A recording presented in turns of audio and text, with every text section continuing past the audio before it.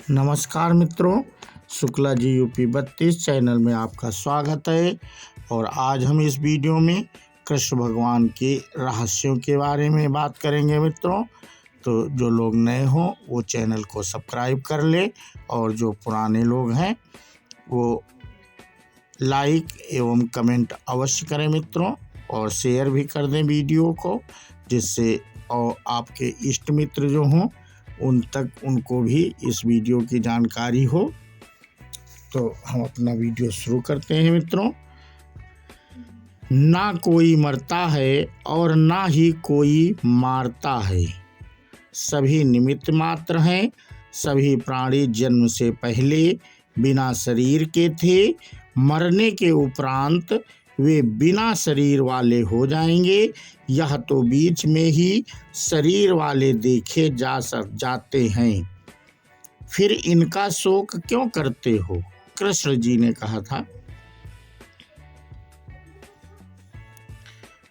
और जैन धर्म के 22वें तीर्थकर अरिष्ट नेमिनाथ भगवान श्री कृष्ण के चचेरे भाई थे। कृष्ण इनके पास बैठकर इनके प्रवचन सुना करते थे। हालांकि जैन धर्म ने कृष्ण को उनके 63 शलाका पुरुषों में शामिल किया है, जो 9 वासुदेव में से एक हैं।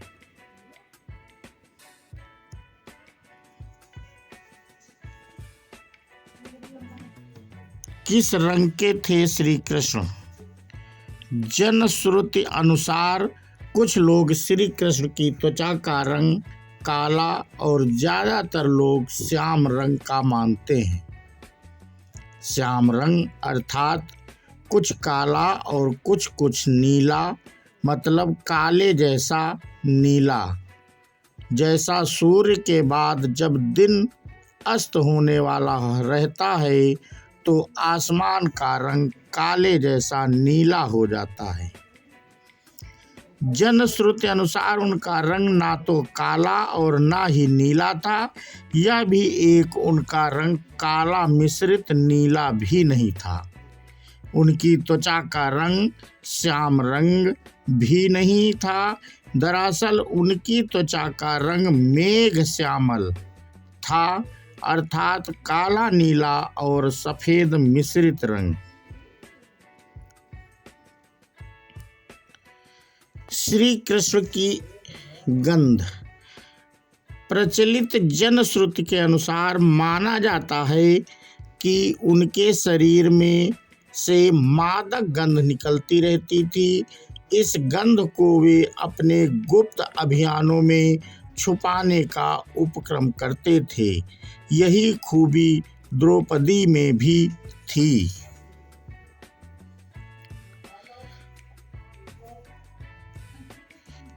द्रौपदी के शरीर से भी सुगंध निकलती रहती थी, जो लोगों को आकर्षित करती थी। सभी इस सुगंध की दिशा में देखने लगते थे। इसलिए अज्ञातवास के समय द्रौपदी को चंदन उपटन और इत्रादि का कार्य किया, जिसके चलते उनको सौरंध्री कहा जाने लगा था। माना जाता है कि कृष्ण के शरीर से निकलने वाली गंधी गोपिका चंदन और कुछ रात रानी की सुगंध से मिलती जुलती थी।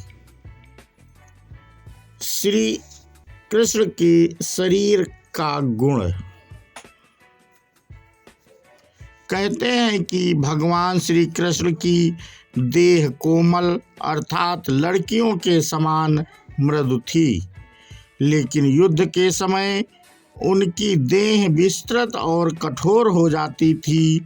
जनश्रुति के अनुसार ऐसा माना जाता है कि ऐसा इसलिए हो जाता था क्योंकि वे योग और कला रिपट विद्या में पारंगत थे। इसका मतलब यह कि श्री कृष्ण अपनी देह को किसी भी प्रकार का बनाना जानते थे। इसीलिए स्त्रियों के समान दिखने वाला उनका कोमल शरीर युद्ध के समय अत्यंत ही कठोर दिखाई देने लगता था। यही गुण कर्ण और द्रौपदी के शरीर में भी था। सदा जवान बने रहे कृष्ण। भगवान कृष्ण का जन्म मथुरा में हुआ था। उनका बचपन गोकुल, वृंदावन, नंदगांव, बरसाना आदि जगहों पर बीता। द्वारिका को उन्होंने अपना निवास स्थान बनाया और सोमनाथ के पास स्थित प्रभास क्षेत्र में उन्होंने देह छोड़ दी। दरअसल भगवान श्री कृष्ण इसी प्रभाव क्षेत्र में अपने कुल का नाश देखकर बहुत व्यथित हो गए थे। वे तभी से वहीं रहने लगे थे। एक दिन वे एक वृक्ष के नीचे विश्राम कर रहे थे। तभी किसी बहेलिये ने उनको हिरण समझकर तीर मार दिया। यह तीर उनके पैर में जाकर लगा और तभी उन्होंने देह त्यागने का निर्णय ले लिया। एक दिन वे इसी प्रभाव क्षेत्र के वन में एक पीपल वृक्ष के नीचे योग निद्रा में लेटे थे। तभी जरा नामक एक बहेलिये ने भूलवश उन्हें हिरण समझकर विषयुक्त बाण चला दिया, जो उनके पैर के तलुए में जाकर लगा और भगवान श्री कृष्ण ने इसी को बहाना बनाकर देह त्याग दी।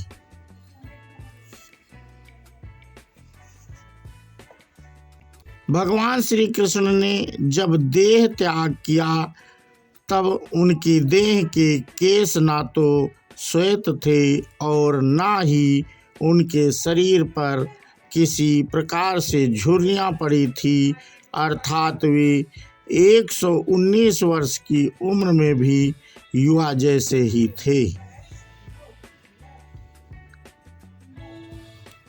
कृष्ण की द्वारिका। भगवान कृष्ण ने गुजरात के समुद्री तट पर अपने पूर्वजों की भूमि पर एक भव्य नगर का निर्माण किया था।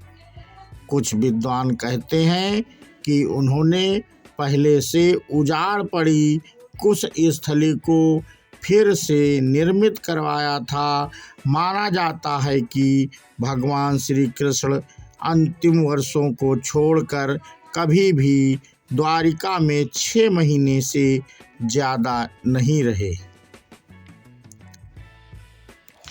जो भी श्री कृष्ण की इस नगरी को विश्वकर्मा और मैदानों ने मिलकर बनाया था। विश्वकर्मा देवताओं के और मैदानों असुरों के इंजीनियर थे। दोनों ही राम के काल में भी थे। इतिहासकार मानते हैं कि द्वारिका जल में डूबने से पहले नष्ट हो गई थी। किसने नष्ट किया होगा द्वारिका को, यह सवाल अभी भी बना हुआ है। हालांकि समुद्र के भीतर द्वारिका के अवशेष ढूंढ लिए गए हैं। वहां उस समय के जो बर्तन मिले हैं वो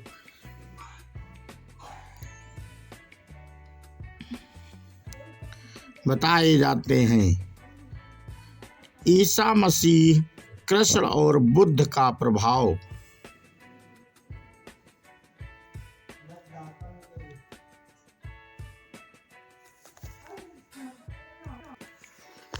हालांकि यह अभी भी शोध का विषय है, फिर भी अब तक जितने भी लोगों ने इस पर शोध किया उनका कहना यही है कि ईसा मसीह ने भारत का भ्रमण किया था और वे कश्मीर से लेकर जगन्नाथ मंदिर तक गए थे। उन्होंने कश्मीर के एक बौद्ध मठ में रहकर ध्यान साधना की थी। यहीं पर उनकी समाधि भी है। शोधकर्ता मानते हैं कि श्री कृष्ण का ईसा मसीह के जीवन पर बहुत प्रभाव पड़ा। उनके जन्म की कथा श्री कृष्ण के जन्म की कथा से कुछ कुछ मिलती जुलती है। ईस जेकोलियत ने अपनी पुस्तक द बाइबिल इन इंडिया में लिखा है कि जीसस क्रिस्ट और भगवान श्री कृष्ण एक थे। लुइस जेकोलियत फ्रांस के एक साहित्यकार और वकील थे। इन्होंने अपनी पुस्तक में कृष्ण और क्राइस्ट पर एक तुलनात्मक अध्ययन प्रस्तुत किया है। जीसस शब्द के विषय में लुइस ने कहा है कि क्राइस्ट को जीसस नाम भी उनके अनुयायियों ने दिया है। इसका संस्कृत में अर्थ होता है मूल तत्व। मार्शल आर्ट के जन्मदाता थे श्री कृष्ण। भारतीय परंपरा और जनश्रुति अनुसार भगवान श्री कृष्ण ने ही मार्शल आर्ट का आविष्कार किया था। दरअसल पहले इसे कालारिपयट कहा जाता था। इस विद्या के माध्यम से ही उन्होंने चाणूर और मुष्टिक जैसे मल्लों का वध किया था। तब उनकी उम्र 16 वर्ष की थी। मथुरा में दुष्ट रजक के सिर को हथेली के प्रहार से काट दिया था। श्री कृष्ण ने मार्शल आर्ट का विकास ब्रज क्षेत्र के वनों में किया था। डांडिया रास उसी का एक नृत्य रूप है। कालारिपयट विद्या के प्रथम आचार्य श्री कृष्ण को ही माना जाता है। हालांकि इसके बाद इस विद्या को अगस्त्य मुनि ने प्रचारित किया था। इस विद्या के कारण ही नारायणी सेना भारत की सबसे भयंकर प्रहारक सेना बन गई थी। श्री कृष्ण ने ही कालारिपट्टू की नींव रखी, जो बाद में बौद्ध धर्म से होते हुए आधुनिक मार्शल आर्ट में विकसित हुई। बौद्ध धर्म के कारण ही यह विद्या चीन, जापान आदि बौद्ध राष्ट्रों में खूब फली फूली। आज भी यह विद्या केरल और कर्नाटक में प्रचलित है। श्री कृष्ण ने इस विद्या को अपनी नारायणी सेना को सिखा रखा था। डांडिया रास इसी का एक रूप है। मार्शल आर्ट के कारण उस काल में नारायणी सेना को भारत की सबसे भयंकर प्रहारक माना जाता था।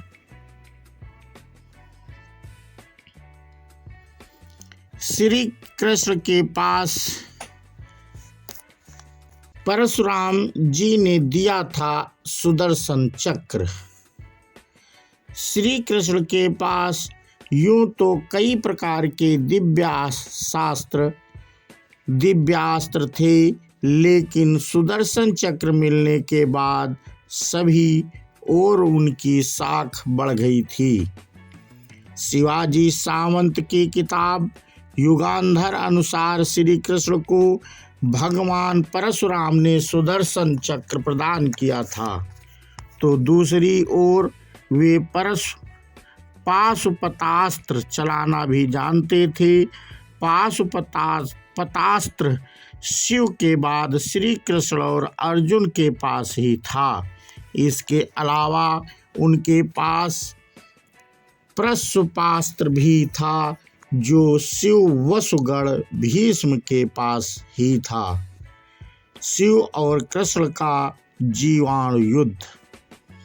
प्रचलित मान्यताओं के अनुसार कृष्ण ने असम में बाणासुर और भगवान शिव से युद्ध के समय महेश्वर ज्वर के विरुद्ध वैष्णव ज्वर का प्रयोग कर विश्व का प्रथम जीवाणु युद्ध लड़ा था। हालांकि यह शोध का विषय हो सकता है। युद्ध का कारण कृष्ण से प्रद्युम्न का और प्रद्युम्न से अनिरुद्ध का जन्म हुआ। प्रद्युम्न के पुत्र तथा कृष्ण के पौत्र अनिरुद्ध की पत्नी के रूप में उषा की ख्याति है। अनिरुद्ध की पत्नी उषा शोणितपुर के राजा बाणासुर की कन्या थी। अनिरुद्ध और उषा आपस में प्रेम करते थे। उषा ने अनिरुद्ध का हरण कर लिया था। बाणासुर को अनिरुद्ध उषा का प्रेम पसंद नहीं था। उसने अनिरुद्ध को बंधक बना लिया था। बाणासुर को शिव का वरदान प्राप्त था।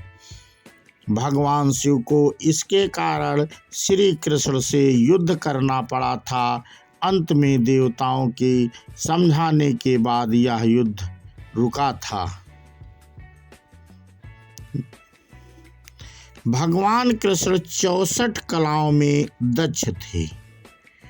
एक ओर वे सर्वश्रेष्ठ धनुर्धर थे तो दूसरी ओर वे द्वंद्व युद्ध में भी माहिर थे। इसके अलावा उनके पास कई अस्त्र और शस्त्र थे। उनके धनुष का नाम सारंग था। उनके खड़ग का नाम नंदक, गदा का नाम कौमोदकी और शंख का नाम पांचजज था जो गुलाबी रंग का था। श्री कृष्ण के पास जो रथ था उसका नाम जैत्र, दूसरे का नाम गरुड़ध्वज था। उनके सारथी का नाम दारुक था और उनके अश्वों का नाम शैब्य, सुग्रीव, मेघपुष्प और बलाहक था। कृष्ण की प्रेमिका और पत्नियां। कृष्ण के बारे में अक्सर यह कहा जाता है कि उनकी 16,000 पटरानियां थीं, लेकिन यह तथ्य गलत है। उनकी मात्र 8 पत्नियां थीं। कृष्ण की जिन 16,000 पटरानियों के बारे में कहा जाता है, दरअसल वे सभी भौमासुर, जिसे नरकासुर भी कहते हैं, उसके यहाँ बंधक बनाई गई महिलाएं थीं, जिनको श्री कृष्ण ने मुक्त कराया था। ये महिलाएं किसी की माँ थीं, किसी की बहन थीं, तो किसी की पत्नियां थीं, जिनको भौमासुर अपहरण करके ले गया था। दरअसल ब्रह्मावैवर्त पुराण, गीत गोविंद और जनश्रुतियों में इसका जिक्र है कि राधा, ललिता आदि उनकी प्रेमिकाएं थीं। राधा की कुछ सखियां भी कृष्ण से प्रेम करती थीं, जिनके नाम निम्न हैं: चित्रा, सुदेवी, ललिता, विशाखा, चंपकलता, दुंगविद्या, इंदुलेखा, रगड़ देवी और सुदेवी। ब्रह्मवैवर्त पुराण के अनुसार कृष्ण की कुछ ही प्रेमिकाएं थीं, जिनके नाम इस तरह हैं: चंद्रावली, श्यामा, सव्या, पद्दा, राधा, ललिता, विशाखा तथा भद्रा। माना जाता है कि ललिता नाम की प्रेमिका को मोक्ष नहीं मिल पाया था, तो बाद में उसने मीरा के नाम से जन्म लिया था। श्री कृष्ण की प्रेमिका राधा का जिक्र महाभारत में कहीं भी नहीं मिलता है। इसके अलावा सबसे पुराने हरिवंश और विष्णु पुराण में भी राधा का जिक्र नहीं मिलता है। भागवत पुराण में भी राधा का जिक्र नहीं है। ब्रह्मवर्त पुराण के बारे में कहा जाता है कि संभवतः यह चाणक्य या गुप्त काल में लिखा गया था। कई लोगों को जीवित कर दिया था श्री कृष्ण ने।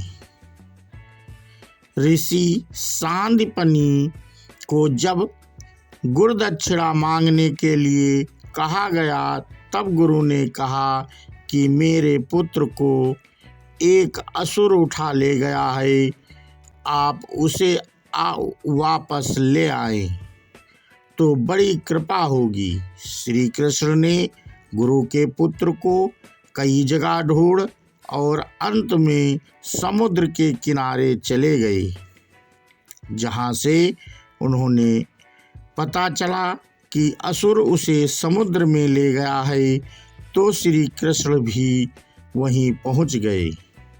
बाद में पता चला कि उसे तो यमराज ले गए हैं। तब श्री कृष्ण ने यमराज से गुरु के पुत्र को हासिल कर लिया और गुरु दक्षिणा पूर्ण की। इस तरह अर्जुन की 4 पत्नियां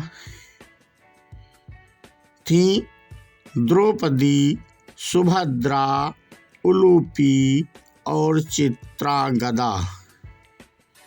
द्रौपदी से श्रुतकर्मा और सुभद्रा से अभिमन्यु, उलूपी से इरावत, चित्रगदा से बभ्रुवाहन नामक पुत्रों की प्राप्ति हुई थी। अभिमन्यु का विवाह महाराज विराट की पुत्री उत्तरा से हुआ। महाभारत युद्ध में अभिमन्यु वीर गति को प्राप्त हुए। जब महाभारत का युद्ध चल रहा था तब उत्तरा गर्भवती थी। उसके पेट में अभिमन्यु का पुत्र पल रहा था। द्रोणपुत्र अश्वत्थामा ने यह संकल्प लेकर ब्रह्मास्त्र छोड़ा था कि पांडवों का वंश नष्ट हो जाए। द्रोणपुत्र अश्वत्थामा के ब्रह्मास्त्र प्रहार से उत्तरा ने मृत शिशु को जन्म दिया था, किंतु भगवान श्री कृष्ण ने अभिमन्यु उत्तरा पुत्र को ब्रह्मास्त्र के प्रयोग के बाद भी फिर से जीवित कर दिया। यही बालक आगे चलकर राजा परीक्षित के नाम से प्रसिद्ध हुआ। परीक्षित के प्रतापी पुत्र हुए जन्मेजय।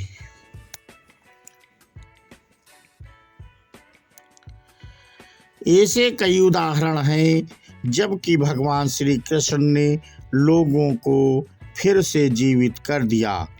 भीमपुत्र घटोत्कच के पुत्र बर्बरी की गर्दन कटी होने के बावजूद श्री कृष्ण ने उसे महाभारत युद्ध की समाप्ति तक जीवित रखा। श्री कृष्ण का दिल हिंदू धर्म के बेहद पवित्र स्थल और 4 धामों में से एक जगन्नाथपुरी की धरती को भगवान विष्णु का स्थल माना जाता है। जगन्नाथ मंदिर से जुड़ी एक बेहद रहस्यमय कहानी प्रचलित है। स्थानीय मान्यताओं के अनुसार कहते हैं कि इस मूर्ति के भीतर भगवान श्री कृष्ण का एक पिंड रखा हुआ है, जिसमें ब्रह्मा विराजमान है। दरअसल जनश्रुति के अनुसार जब श्री कृष्ण की मृत्यु हुई तब पांडवों ने उनके शरीर का दाह संस्कार कर दिया, लेकिन कृष्ण का दिल पिंड जलता ही रहा। ईश्वर के आदेशानुसार पिंड को पांडवों ने जल में प्रवाहित कर दिया। उस पिंड ने लट्टे का रूप ले लिया। राजा इंद्रद्युम्न, जो कि भगवान जगन्नाथ के भक्त थे, को यह लट्ठा मिला तो उन्होंने इसे जगन्नाथ की मूर्ति के भीतर स्थापित कर दिया। उस दिन से लेकर आज तक वह लट्ठा भगवान जगन्नाथ की मूर्ति के भीतर है। हर 12 वर्ष के अंतराल के बाद जगन्नाथ की मूर्ति बदलती है, लेकिन यह लट्ठा उसी में रहता है। हालांकि यह शोध का विषय हो सकता है।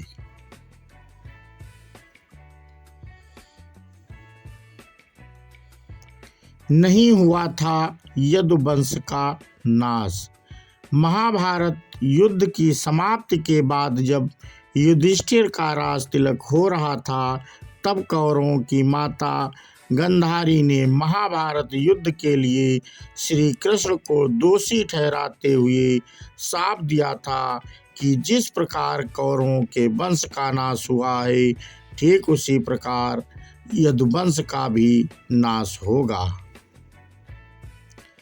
शाप के चलते श्री कृष्ण द्वारिका लौट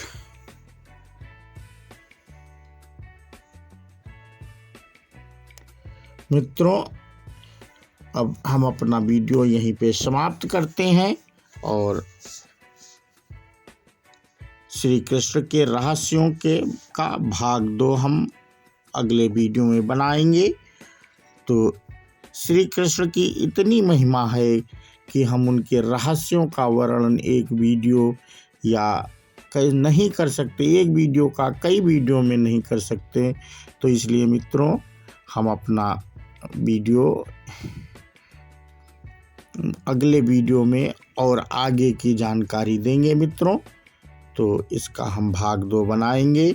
इसमें हमने आपको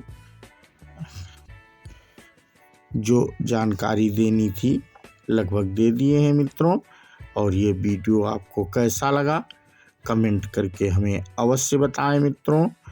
और हम अपना वीडियो यहीं पे समाप्त करते हैं। तो मित्रों, तो बोलो श्री कृष्ण भगवान की जय हो। राधे राधे मित्रों। और अब हम इस वीडियो से विदा लेते हैं मित्रों। तो जय हिंद, जय भारत।